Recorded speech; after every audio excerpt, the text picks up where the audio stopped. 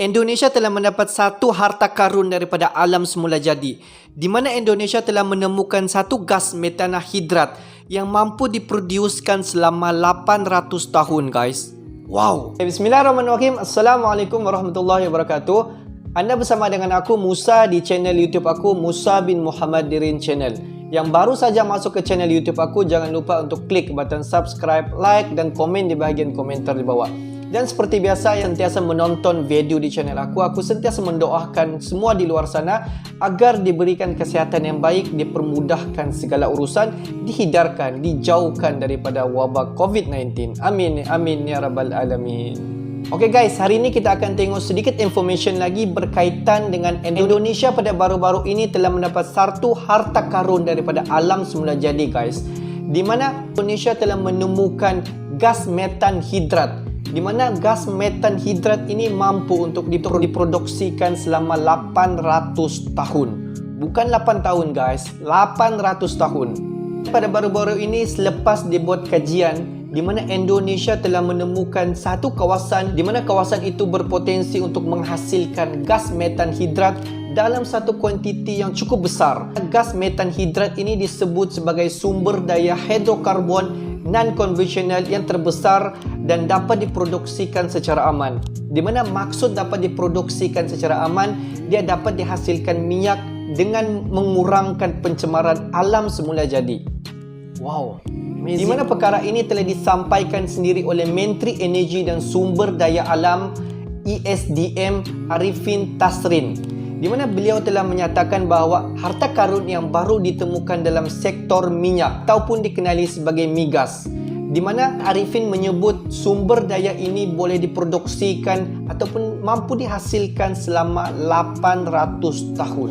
Di mana menurut daripada sumber, penelitian dan juga kajian telah dibuat pada tahun 2004 lagi dan ditemukan cadangan gas metanhidrat ini dengan sejumlah di perairan Nusantara, mana dengan jumlah kuantiti mencapai 840,000 kubik yang terbesar di wilayah lepas pantai Sumatera di bahagian selatan dan juga di Pulau Jawa di sebelah barat daya dan juga di Selat Makassar yang bertempat di Sulawesi. Di mana dalam penghasilan gas metan ini 8 kali lipat cadangan gas alam yang mampu dimiliki oleh Indonesia, di mana dia boleh dimanfaatkan sebagai sumber energi alternatif yang baru dan juga dia boleh membantu dalam ketahanan energi nasional dalam satu jangka masa panjang dalam 800 tahun ke hadapan. Kita tengok ada sedikit fakta menyatakan bahawa berdasarkan daripada penyelidikan awal yang telah dibuat pada tahun 2004 lagi, di mana Indonesia mampu untuk menemukan satu potensi tempat untuk menghasilkan metanhidrat, iaitu lebih daripada 850 TCF. Maksud TCF di sini adalah trillion cubic feet. Mana ada dua lokasi di Indonesia yang mampu memproduksikan gas metanhidrat, di mana di perairan Selat Sumatera sampailah di arah barat Laut Jawa sebesar 625 TCF, iaitu trillion cubic feet, dan juga di Selat Makassar sebanyak 233,2 TCF, trillion cubic feet. Kalau kita tengok memang satu jumlah yang memang besar dalam penghasilan gas metanhidrat. Tengok berdasarkan daripada fakta yang telah diberi oleh ESDM, PT Pertamina Persero kirakan potensi gas hidrat di Indonesia mampu mencapai sebanyak 3,000 TCF. Kalau kita rujuk balik kepada peta topografi dasar laut di Indonesia sebanyak seabed, area laut dalam Indonesia diperkirakan memiliki satu akumulasi gas hidrat dengan satu nilai volummetrik yang sangat besar. Juga gas metan ini merupakan satu energi yang lebih bersih kalau kita bandingkan dengan minyak bumi dan juga batu bara yang lain. Dan kalau kita tengok, Indonesia perlu mengembangkan teknologi ekstraktif dan juga produksinya sehingga boleh menjadikan satu penyediaan energi baru dan salah satu pendapatan negara yang boleh diatur dalam satu penghasilan tenaga nasional. Dan kalau kita tengok sebagai informasi, gas hidrat ini merupakan satu zat kristal yang dikenali sebagai senyawaan inklusi, di mana gas hidrat ini merupakan satu molekul gas, di mana gas ini terperangkap di dalam satu struktur yang boleh disusun dalam molekul air. Dan juga gas ini merupakan satu sumber daya hidrokarbon yang terbesar di bumi, kerana 53% daripada distribusi karbon organik yang berada di bumi ini terakumulasi sebagai gas hidrat. Ada dua kawasan yang diketahui dia menjadi tempat akumulasi gas hidrat, iaitu satu di kawasan Kutub Utara dan juga satu di dalam dasar laut. Di mana kalau kita tengok sebenarnya gas hidrat ini dianggap sebagai salah satu sumber daya alam yang paling berpotensi untuk keperluan energi pada masa hadapan. Sebab volumenya yang boleh dikatakan cukup luar biasa, pun sumber daya dan juga jumlah yang dihasilkan oleh gas metana ini sangat melimpah ruah, tetapi manfaat daripada gas hidrat ini adalah sebenarnya masih jauh lagi seperti apa yang kita harapkan. Di mana pada masa sekarang belum ada lagi metod ataupun cara teknologi produksi yang berhasil yang dikembangkan secara mapan sehinggalah kalau kita tengok pada saat ini. Tapi sebenarnya gas metana ini dia berpeluang untuk menghasilkan atau untuk dijadikan sebagai green energy. Pendapat ini telah dikeluarkan oleh seorang guru besar Teknik Pertambangan dan juga Minyak Institut Teknologi Bandung ITB, di mana beliau telah menemukan energi terbarukan ini dengan menjelaskan bahawa gas metana hidrat ini merupakan satu sumber daya hidrokarbon ataupun non-konvensional yang terbesar dapat diproduksikan secara aman. Bagi perbandingan, deposit gas alam ini mencapai dalam 13,0 TCF. Sementara deposit untuk gas hidrat di darat saja dia mencapai 5,000 sehingga 12 juta TCF. Dan juga di bawah laut kalau kita tengok sebanyak 30,000 sehingga 49 juta TCF.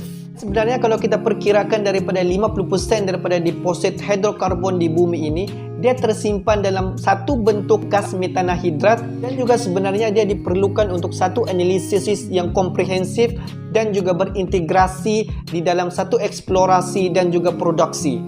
Dia digunakan dalam satu pengembangan teknologi untuk komersialisasi produksi gas metana hidrat. Dan kalau kita tengok gas yang dihasilkan di Indonesia ini, dia memiliki satu keunikan yang dibandingkan dengan metana konvensional yang lain, di mana gas dia berbentuk ES dan dapat langsung dibakar. Dan kalau kita tengok pembakaran gas hidrat ini akan menghasilkan panas dan sangat besar untuk dibandingkan dengan gas konvensional yang lain. Kalau kita tengok perbandingan dia adalah dari segi pembakaran 1 meter kubik gas, dia dapat menghasilkan setara dalam 168 meter kubik gas alam konvensional. Juga cuba bayangkan dalam satu kondisi seperti gas karbon dioksida yang dihasilkan untuk pembakaran gas juga dia dapat berkurang, di mana dia dapat beralih kepada gas hidrat. Dan juga menurut daripada kajian yang telah dilakukan, gas hidrat ini dia memiliki satu jumlah gigaton di sedimen laut yang ada di dasar laut. Walau macam mana pun, teknologi untuk memproduksikan gas hidrat masih belum dapat dikomersialkan lagi pada ketika ini. Dan kalau kita tengok untuk pengembangan gas metan hidrat ini, dia memerlukan satu alat teknologi yang cukup tinggi untuk menambang dan juga untuk mengembangkan energi yang baru. Juga berkaitan dengan ES yang boleh dibakar sekarang tengah didominasikan oleh Amerika Syarikat, Kanada dan juga Jepun. Kalau kita tengok, China juga sebenarnya tengah usaha untuk mengambil ataupun untuk mendapatkan sumber energi yang ditemukan di Laut Cina Selatan pada tahun 2007 lagi. Okey guys, untuk hari ini itu saja sedikit information berkaitan dengan Indonesia telah jumpa satu harta karun daripada alam semula jadi, di mana alam semula jadi ini berupaya untuk memproduksikan gas metana hidrat mampu untuk dihasilkan selama 800 tahun. Jadi seperti apa yang kita nampak sebenarnya sekarang Indonesia memiliki satu nilai harta karun yang tidak ternilai guys. Kalau kita tengok Indonesia memang kaya dengan alam semula jadi.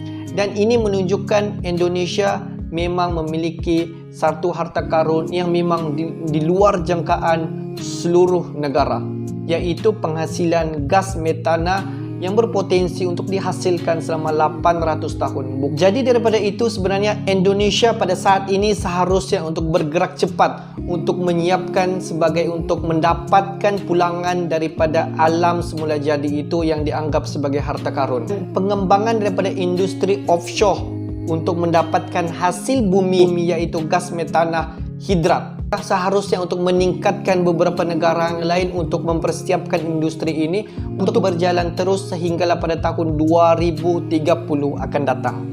Dan tidak mustahil beberapa tahun akan datang banyak negara-negara yang di luar daripada Indonesia akan masuk ke Indonesia dan akan membuat kerjasama bersama dengan Indonesia untuk mendapatkan gas metana yang diperlukan.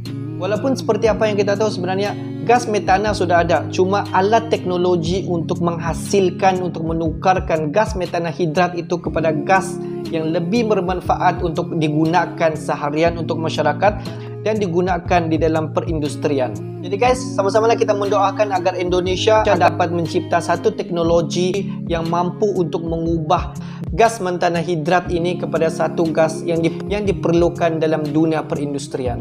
Kalau dapat sahaja teknologi yang mampu menukar gas metana hidrat ini kepada gas yang bermanfaat, sudah pasti Indonesia akan menjadi sebuah negara yang menjadi tumpuan daripada sudut perindustrian, ekonomi pun juga dunia gas metana di dunia guys. Bendanya yang penting pada ketika ini Indonesia mestilah mencairkan sedikit alam semula jadi untuk ditukarkan dalam bentuk yang digunakan ataupun dimanfaatkan di dalam dunia perindustrian maupun dalam pada ekonomi di Indonesia sendiri.